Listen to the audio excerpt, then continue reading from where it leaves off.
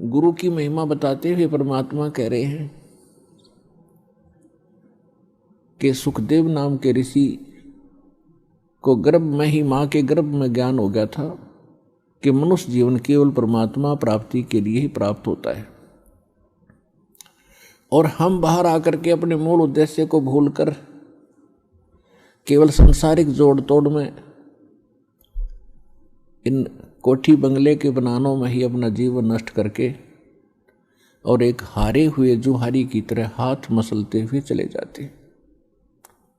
जब हम ये संसार छोड़कर चलते हैं तब हमें सब पता लग जाता है कि हमसे भारी भूल हुई। हमने वो काम तो किया ही नहीं जो मनुष्य जीवन का करना था। ये तो पक्षियों जैसे ही काम किए और उसी में सारा जीवन नष्ट करके और फूले फिरते रहे। फिर ये वहां जाके रोता है जीव धर्मराज के सामने खड़ा होकर के, जहां इसका न्याय किया जाता है, इसका हिसाब होता है।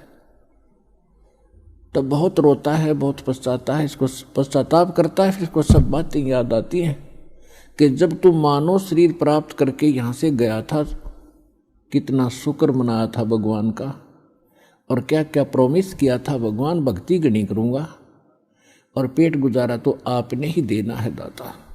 तो उस समय उसको याद आती हैं वो बातें।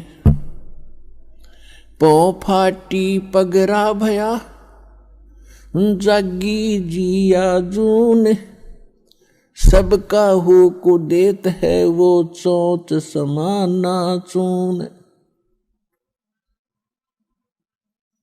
सभी प्राणियों का, जितने भी ब्रह्मांडों के अंदर जितने प्राणी हैं, सबका वो परमात्मा पालन करता है और सभी की उसको चिंता है। क्योंकि मां के गर्भ में जब ये बालक होता है उस समय ना माता सहाय कर सकती है, ना को पिता का सहयोग वहाँ काम कर सकता है। तो वहाँ पालन कौन करता आपका, वहाँ आपका सुरक्षा करने वाला कौन था? तो वहाँ भी उस परमेश्वर ने ही आपकी सुरक्षा की, आपका पोषण किया। चाहे जुगाड़ कुछ भी जोड़ा उसने, कोई तरीका बनाया, माँ की नाभि से आपकी नाभि जोड़ दी और आपका शरीर पुष्ट हुआ। और माँ के गर्भ में आप बहुत दुखी होते हो, ऊपर को पैर होते हैं, नीचे को सिर होता है।